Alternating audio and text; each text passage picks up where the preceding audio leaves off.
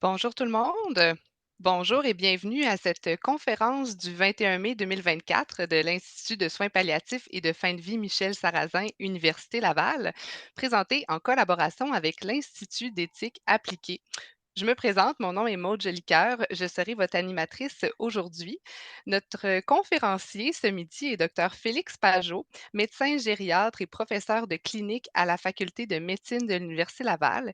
Il est aussi éthicien et chercheur régulier au Centre de recherche en santé durable VITAM. Merci beaucoup, Dr Pajot, d'avoir accepté notre invitation aujourd'hui. Alors tout d'abord, quelques informations. Veuillez noter que la conférence est enregistrée et sera disponible en rediffusion sur les chaînes YouTube de l'Institut et de Pallium Canada.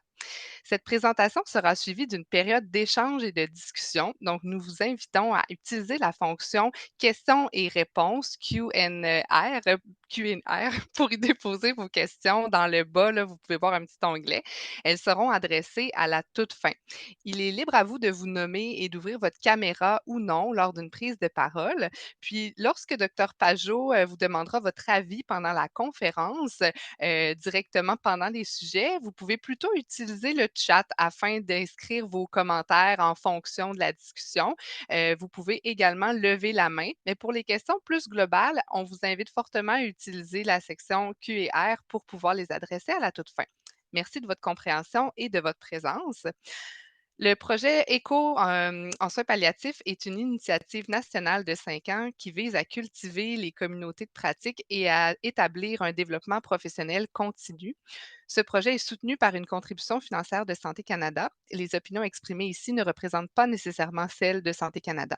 Et puis avant de laisser la parole à notre invité, nous souhaitons mentionner que dans un esprit d'amitié et de solidarité, l'Université Laval rend hommage au premier peuple de ces lieux étant la croisée des peuples Huron-Wendat, Wanabaki, Innu, Atikamekw et Wolastoqey, nous honorons nos relations les uns avec les autres. Docteur Pajot, je vous laisse la parole.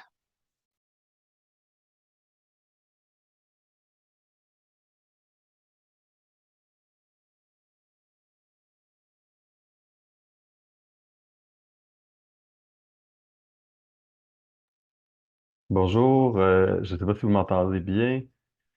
J'ai un petit problème à Oui, activer le micro. Vous avez dû remarquer la panique déjà en début de présentation, mais ça va bien aller. Donc, aujourd'hui, comme objectif, j'aimerais qu'à la fin de la présentation, vous soyez en mesure de décrire les trajectoires de fin de vie de l'INES et du M3S, donc ministère de la Santé et des Services sociaux, de distinguer les enjeux éthiques et cliniques en fin de vie en gériatrie, puis d'identifier les pistes de solutions à ces enjeux.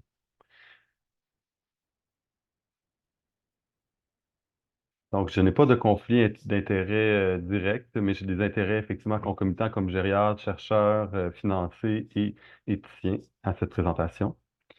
Au niveau du plan, on va commencer par des vignettes cliniques, déjà vous mettre un peu dans le bain, ensuite parler de l'INES, des enjeux cliniques, ensuite la différence entre deux trajectoires, la trajectoire trouble neurocognitif majeur, TNC-MAJ, donc fragilité, ou néoplasie, donc cancer et les enjeux éthiques qui sont liés aux différences qu'on peut observer en clinique. D'abord, on rentre dans le vif du sujet, puis comme on a mentionné en introduction, si vous voulez commenter, ajouter vos expériences cliniques tout au long de la présentation, je vais suivre là, le plus possible dans le chat. N'hésitez pas aussi à ouvrir votre caméra, le micro. On n'est pas tant que ça, on est un bon groupe, mais quand même, ça va être gérable, puis on va être capable aussi de discuter ensemble. Donc, première vignette, un patient NSD, donc niveau de soins D, donc un niveau de soins qui vise vraiment que le confort, donc des soins palliatifs exclusifs, transférés à l'urgence du CHSLD. Alors, on se demande pourquoi. Vous êtes le médecin ou l'équipe qui le reçoit à l'urgence. On se demande est-ce que c'est la famille, est-ce que c'est le médecin du CHSLD qui n'a pas fait son travail, qui ne voulait pas faire des soins en CHSLD? Est-ce que c'est un manque de personnel? Est-ce que c'est le patient lui-même?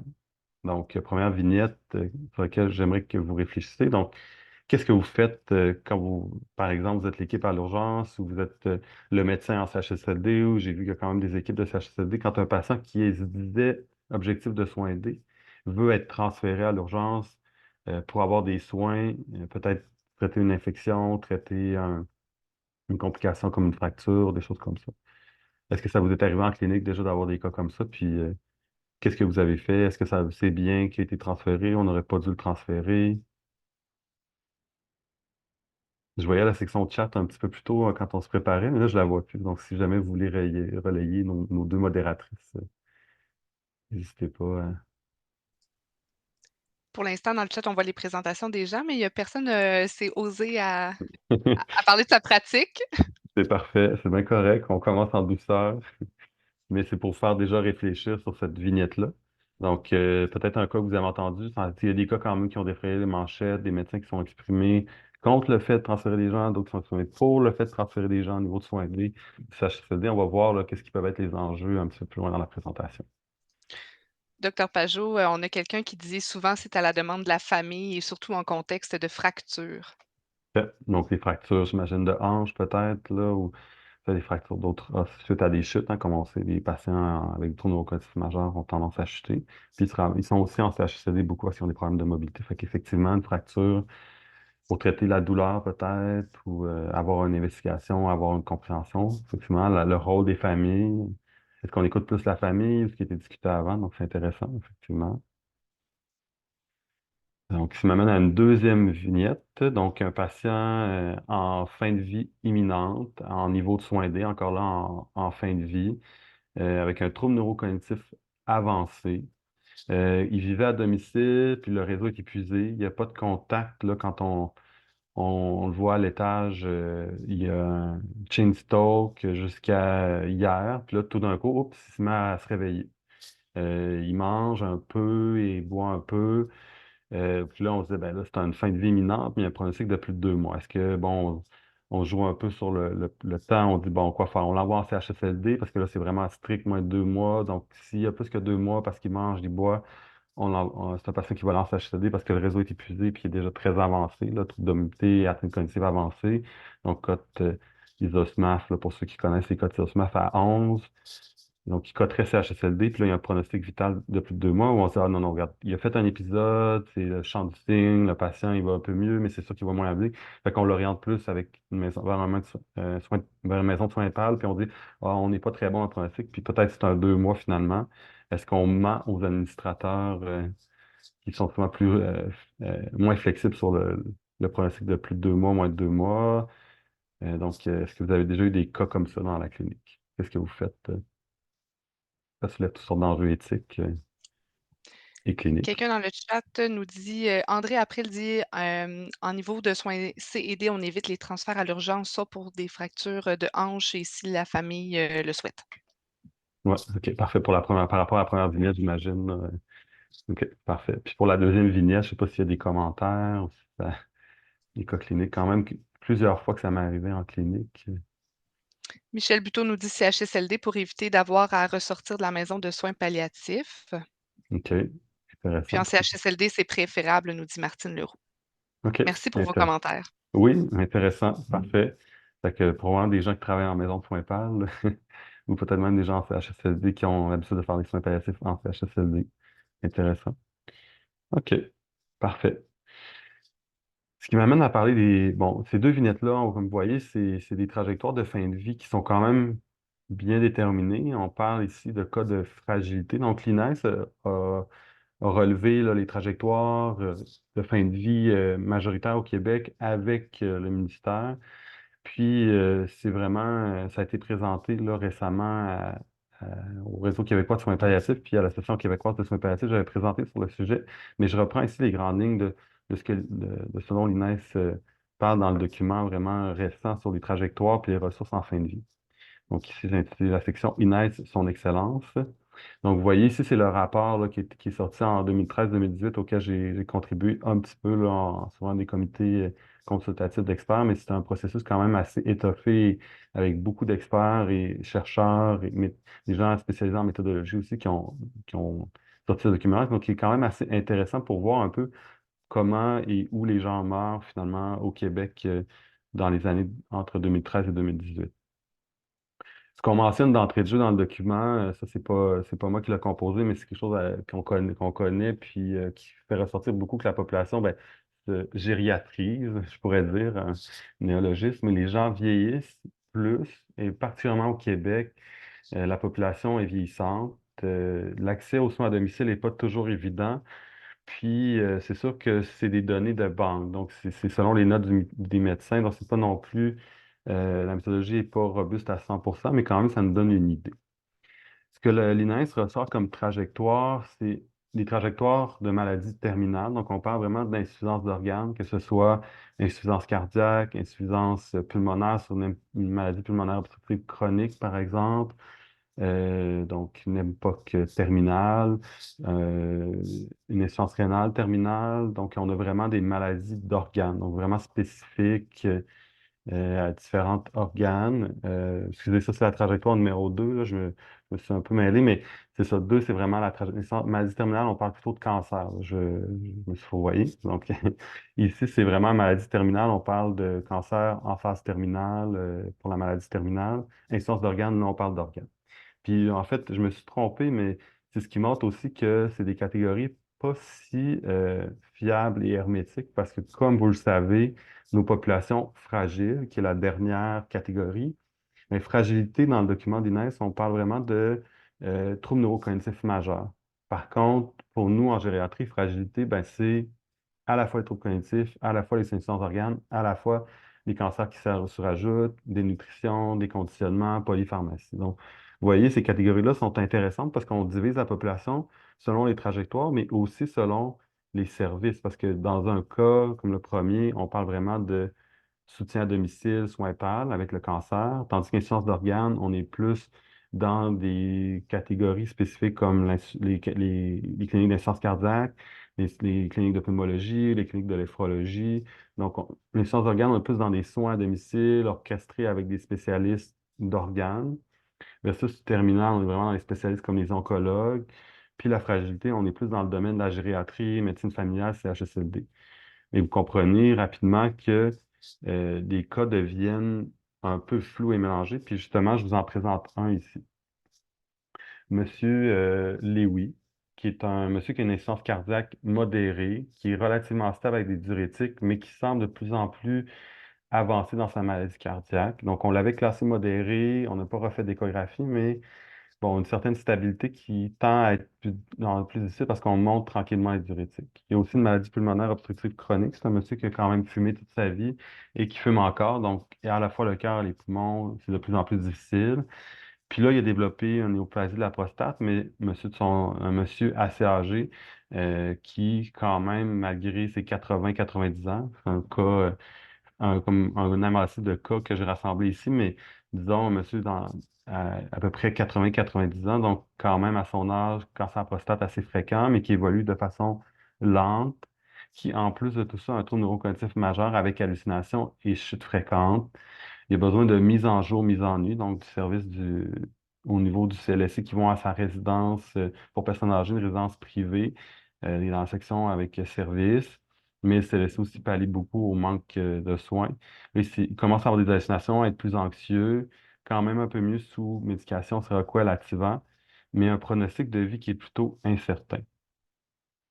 Donc, selon vous, qu'est-ce que vous en pensez? Est-ce que c'est un monsieur qui est plus trajectoire insuffisance cardiaque, insuffisance pulmonaire, donc insuffisance d'organes? Est-ce que c'est un monsieur qui est plutôt trajectoire fragilité avec le trouble cognitif? Ou c'est un monsieur qui rentre plutôt dans cancer, parce qu'il y a quand même une néoplasie de la prostate?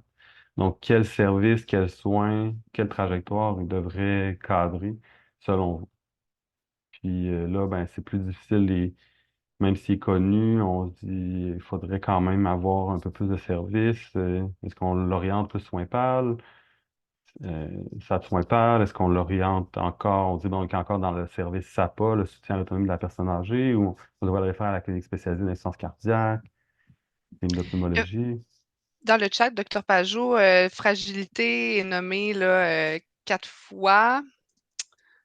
Donc, ça semble être. Les gens connaissent bien leur trajectoire. Donc oui, effectivement, c'est dans la trajectoire fragilité.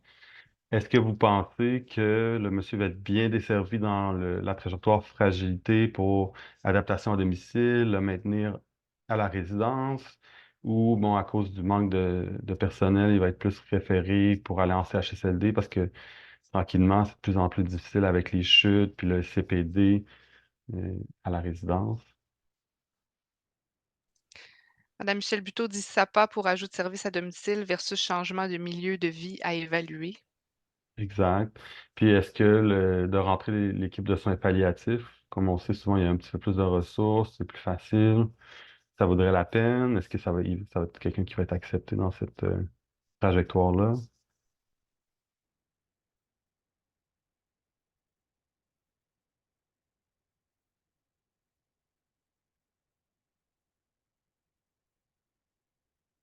Les gens hésitent, aimeraient, mais ne peuvent pas.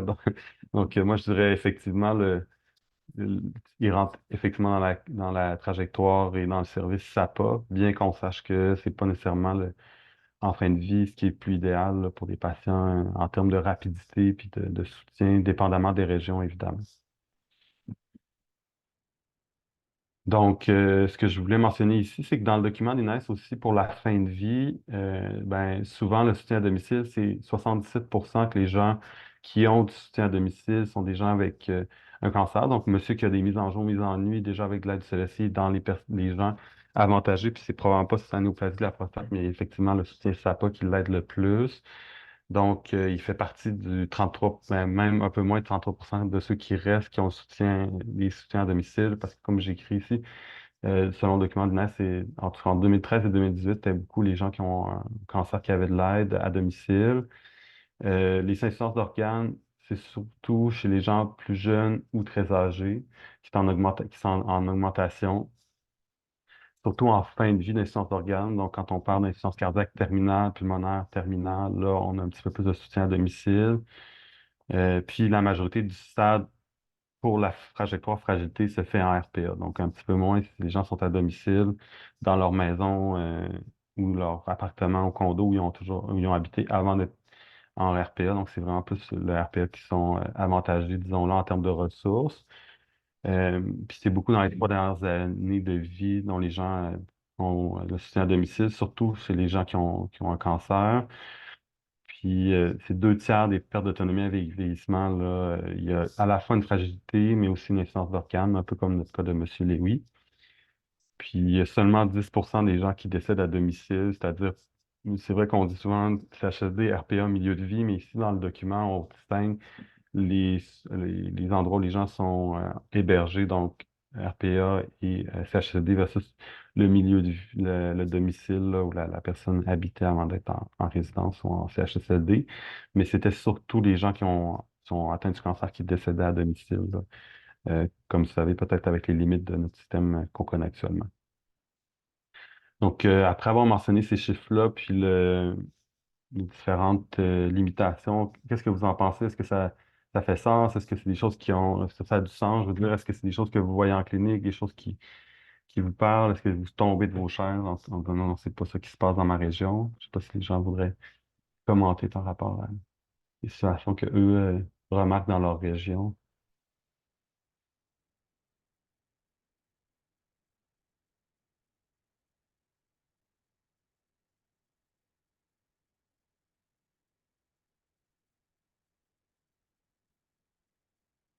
Est-ce que c'est des choses que vous observez, mais avec lesquelles vous dites on a des limites, on devrait changer un peu le système ou tout le monde est en accord finalement, ce que je comprends avec le système, puis ça va bien finalement. Il n'y a pas de commentaire. Qui ne dit mot consent. Si seulement. C'est ça. OK. Vous êtes abasourdi, puis tout le monde. OK. Mais c'est bon, je vous laisse laisser la discussion, mais vous pourrez peut-être, on pourra en reparler à la fin, là, dans les commentaires, puis si vous avez des questions dans la dernière partie de la présentation. Donc, j'ai soulevé rapidement, que ce soit dans les vignettes, avec le document de l'INES, différents enjeux cliniques qui peuvent émerger. Donc, effectivement, c'est pas toujours évident en fin de vie de troubles neurocognitifs majeurs quand on ajoute des insuffisances d'organes, des cancers qui évoluent, comme on le sait, avec le vieillissement plus lentement que dans les populations plus jeunes. Les échelles pronostiques sont pas toujours fiables et toujours évidentes parce qu'on a en combiné plusieurs. Ici, je vous demandais, tu sais, est-ce que vous avez des échelles dans les cas comme Monsieur Lewy ou comme dans les cas de la dame du patient qui est en fin de vie en chain stop puis se réveille, puis on dit 2 mois, puis il faut vraiment 2 mois, mais en même temps, les gens disent, ben là, si on dit moins de 2 mois, on le transforme en milieu de soins EHPAD, puis en milieu de soins EHPAD, le patient va finalement va mieux, puis là, bon, il faut le transférer en CHSLD, et inversement, le patient est en CHSLD, il décède rapidement parce qu'on a mal évalué le pronostic. Donc, quelles sont vos façons de faire, vos échelles? Est-ce que vous avez des échelles standardisées objectives? Est-ce que vous avez des façons de faire en équipe interdisciplinaire ou comme médecin? Souvent, on demande aux médecins de soins palliatifs d'évaluer le pronostic. Est-ce que vous avez des échelles particulières pour la fragilité? Donc, j'aimerais vous entendre sur vos expériences cliniques. J'ai vu qu'il y avait quand même pas mal de gens expérimentés autour de la table, là. Docteur Pajot, vous voyez toujours pas le chat? Non, je sais pas pourquoi. Depuis que je suis en plein écran, peut-être, je vais Ah, essayer. Il y OK. a juste. Sinon, ben, on avait 2 commentaires, mais je crois qu'ils étaient un petit peu pour la diapo d'avant, là. Et qu'on voit de plus en plus la charge de travail, la lourdeur des cas avec le vieillissement de la population. Puis, madame April qui nous dit qu'en Outaouais, de longues listes d'attente pour entrer en CHSLD et SAD déficients par manque de ressources, alors beaucoup de familles épuisées, puis beaucoup d'attentes d'hébergement à l'hôpital. Mhm. Effectivement, l'attente d'hébergement est quand même très importante dans vos régions. Moi, je suis plus à Québec, là. Je ne pas mentionné clairement d'entrée de jeu, mais effectivement, c'est qu'en Ottawa aussi, vous avez des difficultés. Effectivement, dépendamment des régions, mais c'est pas toujours évident. Parfait. Pour les échelles pronostiques, est-ce qu'il y a des gens qui ont des commentaires, suggestions, des échelles qu'ils utilisent, des façons de faire qu'ils utilisent? Madame Michel Buteau dit: «C'est beaucoup l'évaluation du médecin pour le pronostic et on utilise aussi PPSV2». OK. Oui. Donc, effectivement, on se fie beaucoup à notre jugement. Je me mets dans la gang des médecins, mais c'est pas toujours évident comme médecin de dire si c'est de plus que 2 mois, à moins de 2 mois. Bon, tu sais, souvent, on est bon à moins de 2 semaines, mais plus que ça, c'est difficile. Oui. Il y a aussi l'échelle, ah et là, je vais tenter de pas j'ai perdu mon chat. L'échelle de Karnofsky ou PPS qui est mentionnée, puis, madame Mireille Villeneuve qui nous parle du Elder Life Score également. OK. Intéressant. Parfait. Donc, vous utilisez souvent des échelles ou l'avis du médecin, que je comprends, pour les non-médecins.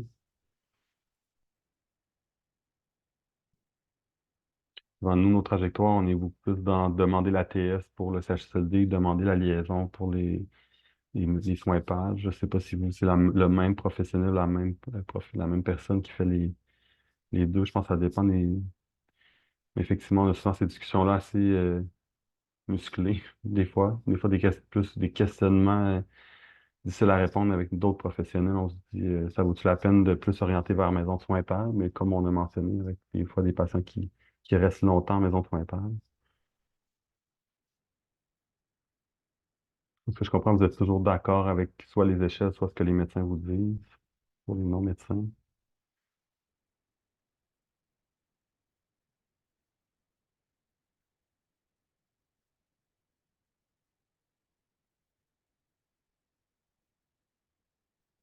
Parfait. Il n'y a pas d'autres commentaires, hein, de notre côté? OK, parfait. Je vous laisse Rien de nouveau. réfléchir. Donc, vous voyez, là, en éthique, on soulève des questions des fois un peu sensibles. Donc, je m'habitue à avoir pas toujours de réponse. Il n'y a pas de problème. Puis, de toute façon, comme je vous dis, il y aura du temps à la fin pour des discussions si vous êtes, si le cœur vous en dit. Pour notre côté, en gériatrie, pour évaluer la fragilité en soi, nous, on utilise beaucoup les échelles de Rockwood que vous avez peut-être déjà vues.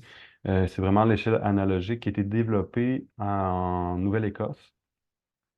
Donc, en Nouvelle-Écosse, où justement Rockwood et son équipe travaillent, c'est vraiment une échelle qui, sur plusieurs niveaux, euh, de- liés à l'atteinte des AVD, AVQ, puis aussi au niveau de la mobilité.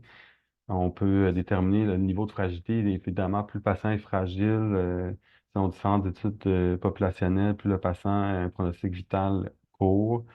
Et bon, dans l'échelle, on a quelqu'un qui est complètement fit, donc très mobile, à quelqu'un de très fragile, qui est alité une bonne partie du temps, indépendant à tous les AVD, AVQ, un peu comme notre monsieur Lewy. qui coterait vraiment très fragile. Par contre, le dernier stade, ben là, c'est plus au jugement du médecin, puis c'est vraiment selon une maladie terminale. Donc, même quelqu'un qui n'aurait pas d'atteinte franche au niveau AVD a vécu, donc activité de la vie domestique, façon les courses, gérer la conduite auto, gérer les finances, etc., ou les a vécu, là, se laver, s'habiller, se nourrir, ben, il pourrait quand même coter en fin de vie son échelle de Rockwood. Donc, des fois, ça a été une critique, mais aussi ce qui laisse de la place aussi au jugement clinique. Pour l'échelle de Fried, ben là, on a des mesures plus au niveau métrique avec la force d'appréhension, le poids, perte de poids et autres atteintes. Donc, on a vraiment une échelle qui est utilisée plus en recherche, mais qui pourrait être intéressante si vous avez accès à une évaluation en physiothérapie et en nutrition. Puis bien sûr, ben, l'évaluation gériatrique complète, ça c'est le gold standard, donc vraiment l'évaluation d'une consulte standard de gériatrie, là, si vous en avez vu, complète, est là. Donc ici, je vous remonte ici les échelles, vous avez même la référence à gauche ici du site web, donc de très fit, vous voyez la personne qui fait des marathons quasiment, à la personne qui est complètement alitée et sévèrement frail. Frailty, c'est fragilité en anglais. Donc, on a l'échelle ici. Puis, vous voyez les images qui peuvent être intéressantes pour nous guider dans la fragilité. Puis, dans le terminé ill, ben, on est dans un espoir de vie de moins de 6 mois. Donc, on est encore là. Il faut se référer à d'autres échelles ou d'autres façons d'évaluer pour dire que le patient est au stade 9, tandis que 1 à 8, on est vraiment plus dans l'évaluation standard gériatrique. Ici, c'est ce que je vous mentionnais par rapport à l'échelle de Free, donc une perte de poids qui est involontaire dans les 6 derniers mois, une diminution de la force de préhension, donc qui est vraiment mesurée avec en physiothérapie, avec des appareils de préhension, la difficulté d'initier des mouvements, donc avec des vitesses des time up and go, donc se lever, faire une distance, se rasseoir, puis la diminution de la vitesse de marche et la fatigue générale. Donc, si on n'a aucune anomalie, on est fit. Si on a deux ou moins, on est très fragile. Donc, zéro ou sinon c'est un 2 si fragile, s'il y en a plus que trois anomalies, là, on est très fragile. Ça, c'est l'évaluation gériatrique complète. Je ne vous passe pas tous les éléments en détail, mais vous voyez, c'est vraiment une évaluation sur plusieurs minutes, sinon heures, là, qu'on fait, nous, dans le bureau, avec l'aide parfois d'une infirmière pour avoir vécu ou la travailleuse sociale, travailleur social, les comorbidités, le dos antérieur, les syndromes gériatriques. Donc, plus on en a, plus on est fragile, le support social, les ressources économiques, l'état de nutrition. Donc, on peut s'aider aussi d'une consultation en nutrition, puis de la polypharmacie. Donc, ça, c'est vraiment le travail que nous, on fait en gériatrie. Ça nous permet d'avoir une idée globale de la fragilité, donc du pronostic vital du patient. Donc, c'est pas toujours facile d'évaluer le pronostic vital parce que c'est pas toujours facile de s'entendre entre ce qu'on évalue, entre professionnels. Il y a une part de subjectivité, évidemment. Ce que les patients nous disent, ce qu'ils nous rapportent, ce qui sont leurs objectifs de vie aussi. Les consultants, pour ma part, quand je parle avec des médecins en soins palliatifs, c'est pas toujours évident non plus.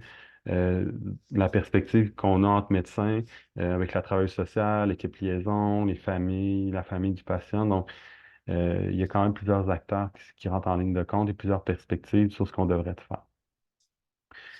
Ce qu'on devrait faire, parce que aussi, les troubles neurocognitifs majeurs, c'est pas comme les néoplasies où on a quand même un petit peu plus de données. Puis aussi, évidemment, là, de ma perspective, comme gériatre, souvent, il y a un petit peu plus de ressources. Quand on a un patient qui a une néoplasie assez avancée, souvent, on est content, entre guillemets, que le patient puisse avoir accès aux soins à domicile parce que souvent, on a moins d'attentes selon notre perspective. En tout cas, à Québec, ça, c'est pas mal certain. Ce qui m'amène à dire, ben, comment d'abord, au niveau clinique, les gens décèdent par troubles neurocognitifs majeurs. Ben, les grandes catégories, c'est les infections, les chutes et autres complications.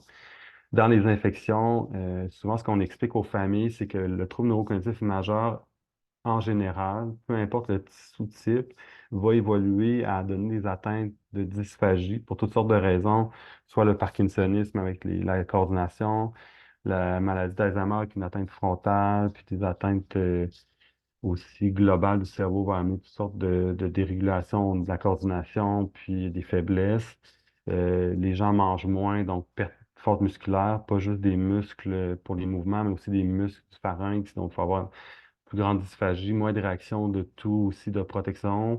Il y a le vieillissement aussi, donc la sénescence, le vieillissement normal amène une diminution de la réponse aux pathogènes. Donc, les gens vont avoir plus tendance à s'infecter facilement parce que le système immunitaire est moins efficace avec le vieillissement normal, mais avec la dénutrition, souvent qui est amenée avec le trouble neurocognitif majeur, va faire qu'encore là, le système immunitaire va être encore plus affaibli. Donc, dysphagie couplée à diminution de réponse aux infections amène des pneumonies d'aspiration. Donc, c'est une complication directe pour le neurocognitif majeur d'avoir des d'aspiration à répétition. L'incontinence urinaire fréquente au neurocognitif majeur, que ce soit par dysrégulation, dysautonomie dans certains types d'atteinte cognitive ou l'atteinte frontale qui diminue la continence, fait que les gens ont des plus d'incontinence fécale, urinaire, puis il va y avoir au niveau des protections, ben, une contamination qui va se faire. Les gens aussi, souvent vont à l'hôpital pour de la constipation. Donc, qui dit constipation dit rétention, qui dit rétention dit sonde urinaire, donc des infections qui se font sur la sonde.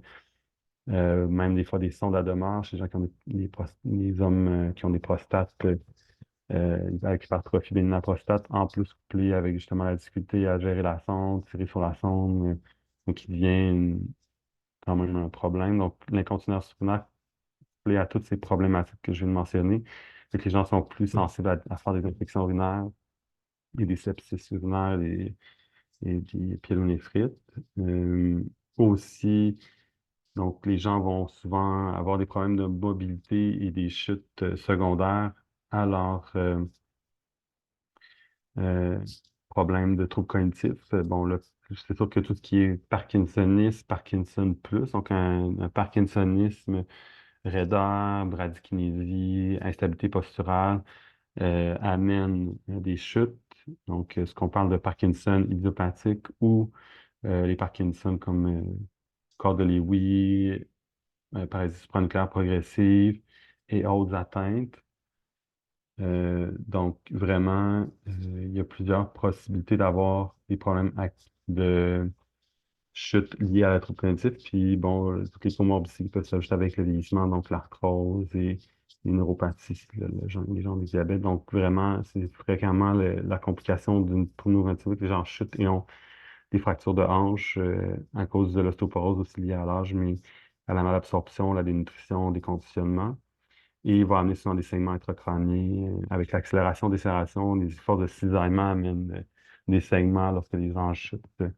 Et effectivement, la chute est une complication directe d'un trouble neurocognitif majeur avancé couplé au vieillissement ou des complications cardiovasculaires ou vasculaires cérébrales, soit sur les atteintes d'hypertension chronique, diabète, maladie cardiovasculaire, parce que les facteurs de risque de troubles neurocognitifs majeurs, avec les études récentes, on se rend compte que ce sont exactement les mêmes que pour les maladies cardiovasculaires, surtout troubles neurocognitifs majeurs, vasculaires, Alzheimer, même corps de Lewy, il y a des associations. Donc, souvent, les gens qui ont de l'Alzheimer ont aussi des maladies cardiovasculaires associées.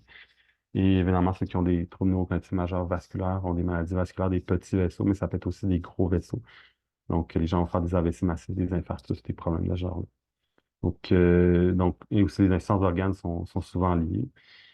Et souvent parce que les gens ont des maladies avancées, on décide de faire des soins palliatifs exclusifs. Donc, c'est pas nécessairement une maladie en soi, mais le fait de décider que la perte d'autonomie est tellement avancée qu'on ne souhaite pas maintenir la personne en vie de traiter des maladies qui seraient mineures pour quelqu'un qui a même des atteintes cognitives comme une infection urinaire, mais qu'on va laisser la maladie évoluer, compliquer en maladie plus grave.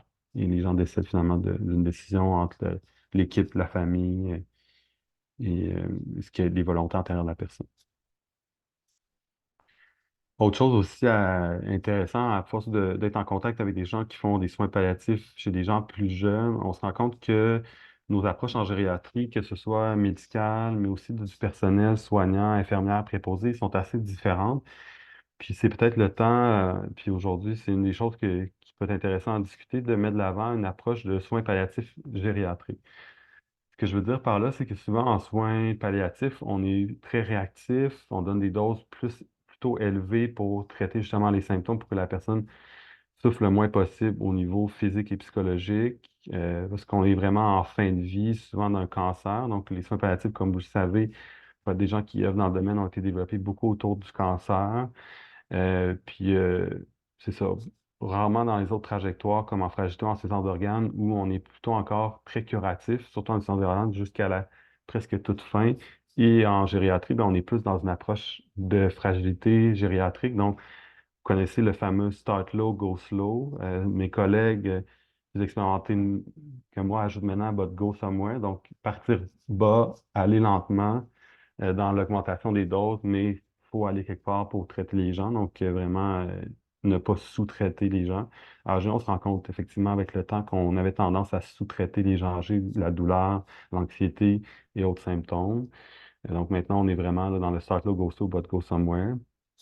Le niveau de soins aidés non terminal, c'est souvent ce qu'on utilise en gériatrie pour dire ben, le patient a un pronostic de vie de plus de 2 mois, mais quand même, on vise le confort, mais peut-être qu'on traite un peu une petite infection urinaire, on traite peut-être un petit peu une petite bronchite avec des antibiotiques, pas ça complique en pneumonie. Donc, on est vraiment dans un niveau de soins C et demi en gériatrie. On est dans un pronostic souvent difficile à établir avec le trouble neurocognitif majeur. Comme j'ai mentionné, c'est pas rare que les patients nous surprennent et ils renaissent ou se réveillent après avoir fait du chain stroke, étant donné que le cerveau est malade. On a de la difficulté à dire, ben, est-ce que c'est du vrai chain stroke de fin de vie, comme on voit dans quelqu'un de plus jeune qui a un cerveau sain, avec une encéphalopathie de fin de vie, ou on est vraiment plus dans un délirium hypoactif qui donne un chain stroke, mais que finalement, c'est parce que le cerveau est malade, puis les gens se réveillent après leur chain stroke. C'est pas si rare que ça qu'on a vu ça en gériatrie. Puis la fin de vie, ben, c'est souvent selon le niveau de soins. Donc, c'est souvent selon la discussion autour de la perte d'autonomie, la maladie avancée, plus que vraiment, ben, on n'a plus rien qu'on peut offrir. C'est plutôt, est-ce qu'on veut encore offrir des soins curatifs à cette personne-là, plutôt que de dire, ben, on essaie toutes les lignes de chimiothérapie, il n'y a plus de lignes de chimiothérapie après la dernière. Mais ça, en gériatrie, ben, on pourrait quand même donner un antibiotique, on pourrait quand même faire tel traitement, mais on décide de ne pas le faire. Donc, est-ce qu'on est quelque chose entre les deux où on devrait peut-être être en gériatrie plus réactive, donner des doses plus élevées, être plus vraiment dans une fin de vie, puis traiter plus agressivement? Est-ce que les gens de soins palliatifs qui viennent en gériatrie doivent être moins réactifs, donner des doses plus faibles? Euh, c'est la fameuse question du nosinant. Souvent, en soins palliatifs, en gériatrie, on vous attend avant de partir du nosinant.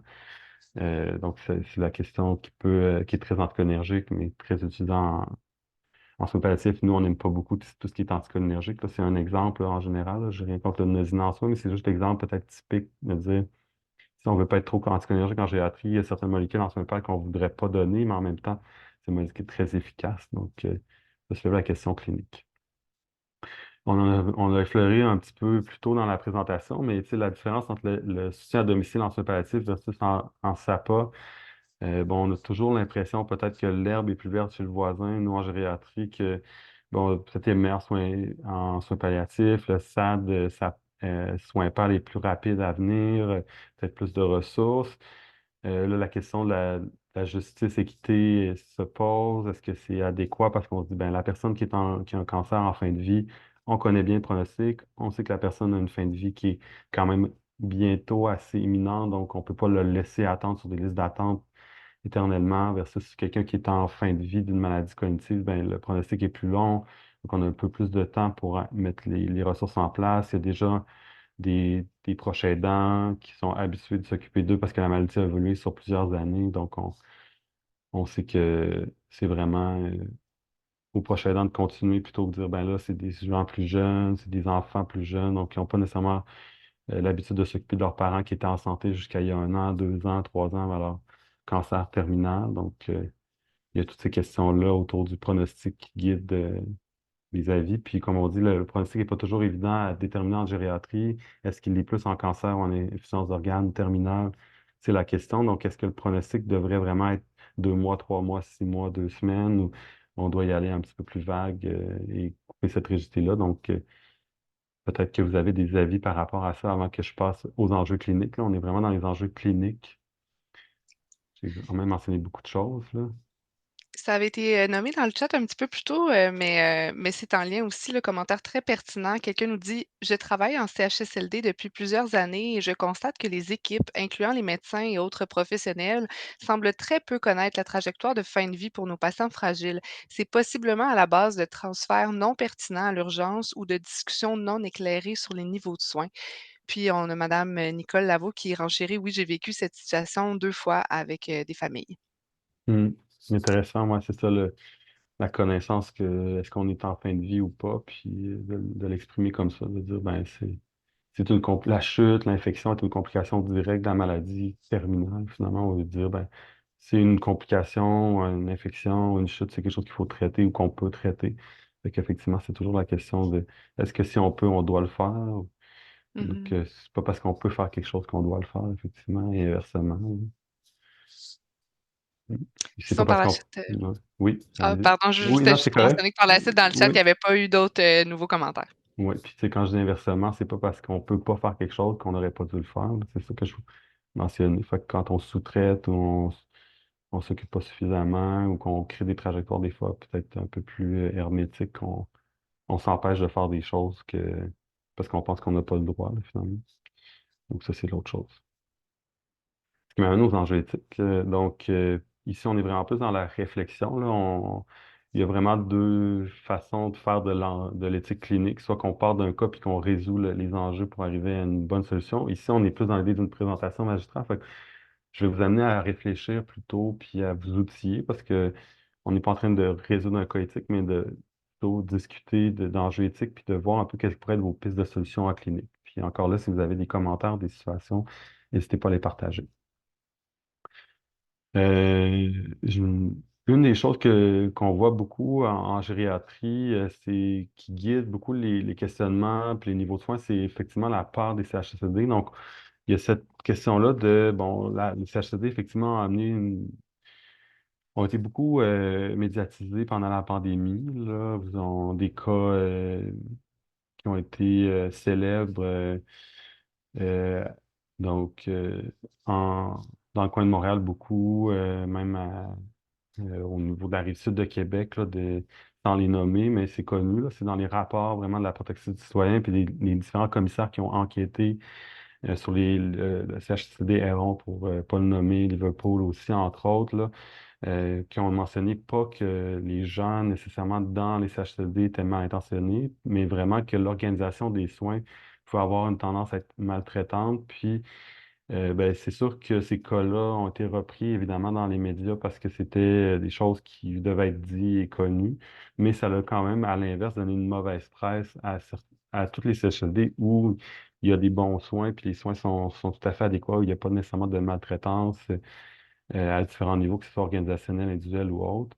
Donc, la pandémie a amené à amplifier, disons, cette peur.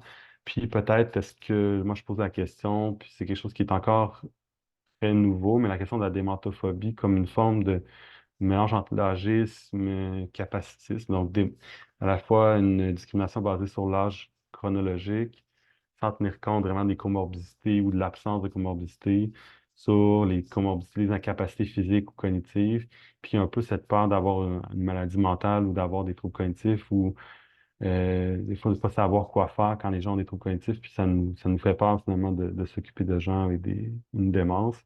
Et ça peut tout ça à la fois, bon, alimenter la peur des CHSLD qui fait que les gens, ben, disent, moi, tant qu'à en CHSLD, je veux des soins de confort, ou inversement, ah bon, aller en CHSLD, je peux pas aller là, mais en maison de soins de passe, c'est mieux, les soins en palliatifs. euh, Parce que les maisons de soins palliatifs ont en général une meilleure réputation. Donc, est-ce que là, cette part-là fait qu'on a l'impression que les soins palliatifs en CHSLD sont pas bons, puis on veut justement que nos gens soient transférés à l'hôpital s'ils sont en fin de vie. Donc, il y a toute cette question-là aussi de cette part qui est à médecine. Ce qui m'amène à vous poser pour voir chez vous. Est-ce que vous avez hâte d'aller en CHSLD? C'est quelque chose qui vous avez hâte dans votre vie? Parce qu'on sait que la population vieillit, l'âge est un facteur de risque principal pour développer une démence. La démence est ce qui amène souvent les gens en CHSLD, là, à part les handicaps physiques sévères sans atteinte cognitive nécessairement, là, pour les plus jeunes. c'est les gens âgés, c'est souvent la trouble neurocognitive majeure qui nous amène en CHSLD. Donc, si vous vieillissez assez, vous risquez, en tout cas dans le modèle actuel, d'aller en CHSLD. Donc, ma question, est-ce que vous avez hâte? Dans le chat, on voit bien sûr que non, je n'ai pas hâte, que mes proches y soient non plus. Je ne crois pas que c'est ce que souhaitent les gens. C'est par contre une alternative des fois. Quelqu'un nous dit: «Pas hâte d'y aller», un dernier recours, pas du tout. OK. En voyant l'évolution du système de la santé, je commence à me demander si cela sera un luxe par le temps, que j'arrive à cet âge. Puis pour y quelqu'un d'autre nous dit: «Pour y travailler, je me rends compte que c'est bien mieux que ce qu'on décrit, mais personnellement, si je vais être niveau de soins aidés, ce sera un dernier recours». OK. Fait qu'intéressant, là. Vous voyez, c'est un peu, bon, c'est un petit échantillon, là, mais c'était pour un peu me. Vous voyez que déjà, nous qui travaillons en soins palliatifs, gériatrie, soins aux aînés, CHSLD, c'est pas nécessairement, on se rend compte que c'est pas nécessairement la meilleure option. Puis là, ça m'amène à la question de justice, justement. Bon, qu'est-ce que la justice en éthique? C'est une personne juste, selon Aristote. Je reviens à l'Antiquité, mais donc, c'est un des premiers qui le théorise comme ça. Puis je trouve quand même intéressant parce que dans le domaine de la santé, on est beaucoup dans cet exemple-là de la personne juste, une personne vertueuse, une personne qui est capable de suivre les vertus, justement. Puis comment on détermine une vertu? Ben, une vertu, c'est une force. Donc, c'est vraiment le latin pour force, là, d'être capable d'être entre chiche et frugal, donc de trop donner, mais ou sinon d'être, en québécois, on dirait cheap ou d'être dépensier, là, si on veut. Mais c'est vraiment cette capacité d'être entre les deux. Donc, c'est pas de dire, c'est comme le juste milieu, mais pas le juste milieu en disant il faut être un peu des deux, c'est vraiment le juste milieu, mais au-dessus. Donc, être juste capable de bien répartir dans le quotidien, de donner juste assez, mais pas trop. Puis comme selon un modèle de rôle de la personne vertueuse. Donc, un peu, c'est ce qu'on entend beaucoup dans les professions de la santé, il faut suivre des modèles de rôle, il faut suivre des professionnels justes, il faut suivre d'autres professionnels. Puis même si vous avez déjà consulté les documents des autres professionnels, par exemple, comme le Collège des médecins du Québec va mentionner qu'un médecin va être évalué selon le médecin moyen de sa spécialité. Donc, moi, si il arrive ou si un collègue arrive, bon, il y a une plainte au collège, ben, il va être évalué. Est-ce qu'il a été capable de faire ce qu'un gériatre moyen ou une gériatre moyenne aurait fait dans cette situation-là, en termes de connaissances, de capacité, professionnalisme. Mais ici, si on se rapporte à la justice, ben, c'est cette personne-là juste, moyenne, qui est capable de juger entre les deux, ben, ce serait une personne juste. Donc, on pourrait dire que la justice, c'est vraiment cette capacité-là à donner juste assez. Ça a été aussi théorisé plus tard par Childress et Beauchamp, donc selon le principlisme. Le principlisme, c'est encore là beaucoup référé d'abord en éthique de la recherche, mais aussi en éthique clinique. C'est vraiment entre l'utilitarisme, selon eux, et la justice sociale. Donc, l'utilitarisme et la justice sociale, c'est deux grands champs de la philosophie politique sur la justice. Donc, l'utilitarisme, Bentham, qui était conséquentialiste, a eu son élève Mill, qui est aussi dans les conséquentialistes, qui veut dire qu'il faut regarder la valeur d'un geste selon les conséquences qu'elle produit. Puis Mill a dit, ben, ces conséquences, oui, mais selon les conséquences de bien-être mesurées selon l'utilité.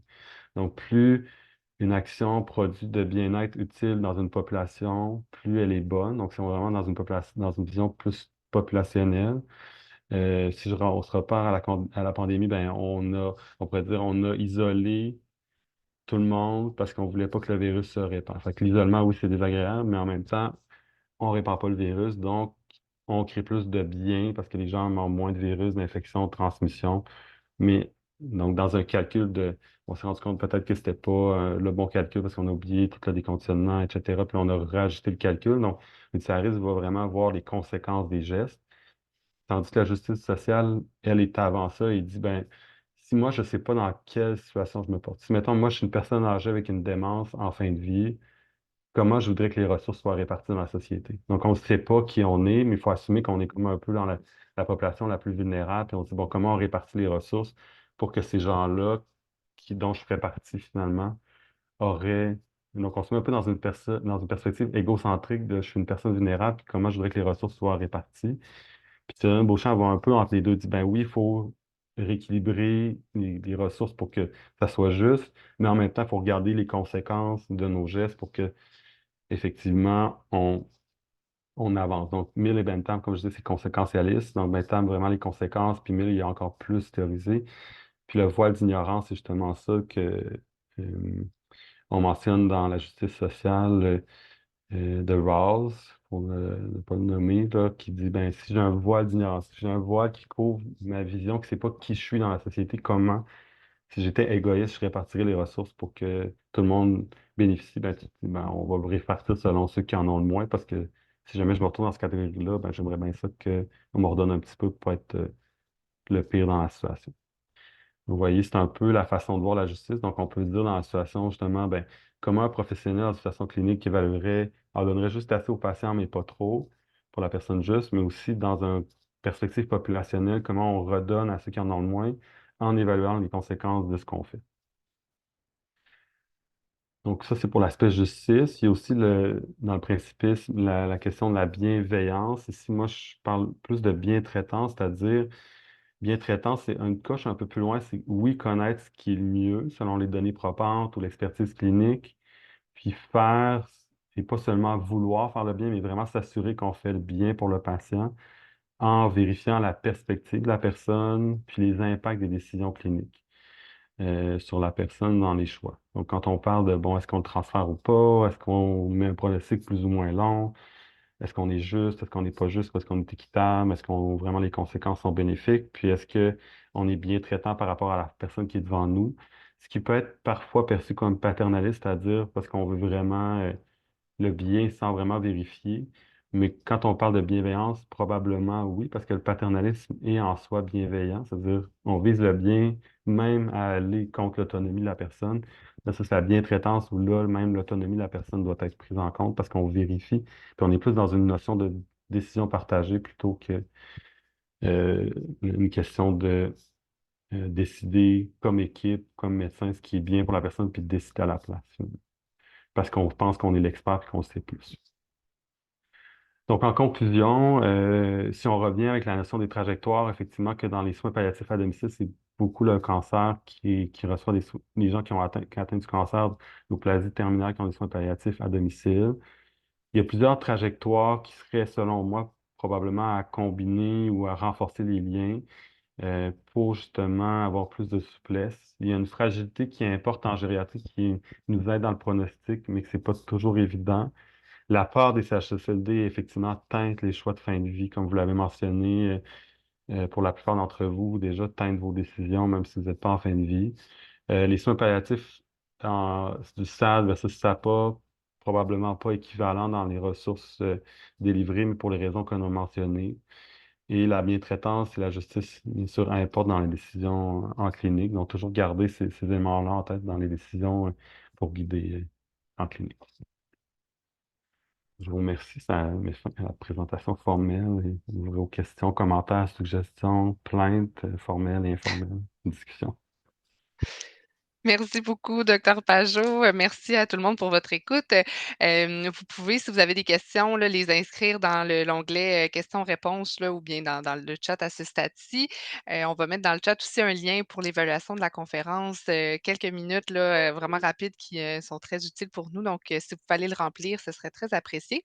Docteur Pajot, on a une question, quelqu'un qui demande, qui est une proche aidante, là, qui demande j'étais surprise qu'il y ait une urgence là, dans un CHSLD pour la vignette 1. Donc, en fait, elle demande de préciser est-ce que c'est bien l'urgence, envoyer un usager dans l'urgence d'un hôpital ou il existe Oui, des CHSLD qui ont des urgences? ben, il y a des CHC dans des hôpitaux qui ont des urgences. Mais c'est pas la même institution, en fond, c'est qui est comme transféré le patient. Mais oui, tous les cas de figure existent là, au Québec. Les plus petits hôpitaux ont à la fois l'urgence, les patients hospitalisés, puis le CHSLD. Puis les gros hôpitaux, mais ils n'ont pas de lit de CHSLD. Les patients vont être transférés du CHSLD en ambulance. Et des fois, ils sont même dans le même hôpital, mais ils vont être transférés en ambulance vers l'urgence. En tout cas, les cas de figure existent, mais oui, c'est vraiment pour transférer à l'urgence d'un hôpital. Parfait, merci pour la précision. Quelqu'un demande aussi pourquoi le nosinant est à éviter précisément en contexte de gériatrie. L'effet anticholinergique. Donc, l'effet anticholinergique, c'est vraiment notre cheval de bataille en gériatrie. Là, j'avoue, je ne l'ai pas précisé, mais il est pas nécessairement à éviter, mais il y a des effets secondaires plus importants, c'est-à-dire somnolence, stress buccal, stress oculaire, troubles digestifs, constipation, rétention urinaire, confusion, chute, etc. Donc, les effets anticholinergiques de la médication, on le fuit. Puis, comme je disais, des fois, nos patients sont en niveau de soins D ou, bon, dépendamment des régions, ça va être 3 4. Là, j'ai pris selon l'INES, mais le niveau de soins D, c'est vraiment soins de fin de vie. Mais en même temps, ils ne sont pas en fin de vie, ils sont en sachant avec un pronostic de 6 mois. Donc, si on met des médicaments anticholinergiques, finalement, on peut augmenter la confusion puis tout ça. Mais quand les gens sont en fin de vie imminente, ça peut être effectivement une bonne molécule parce qu'on se dit de toute façon, les effets anticholinergiques ne sont pas centrales dans, dans la fin de vie, et puis on veut soulager le patient donc pour tout ce qui est anxiété, agitation terminale, etc. Effectivement, même l'effet anticholinergique peut être bénéfique. Bon, mais c'est très intéressant, merci. Une autre question qui avait été posée, c'est, la polypharmacie. On voit souvent 5 médicaments dans les définitions, les écrits, mais c'est très, très vite atteint. Qu'en est-il réellement là, du nombre de médicaments? Ben, en fait, il y a un petit débat dans la communauté gériatrique. L'INES récemment a sorti un document justement sur la polypharmacie, puis il disait 10.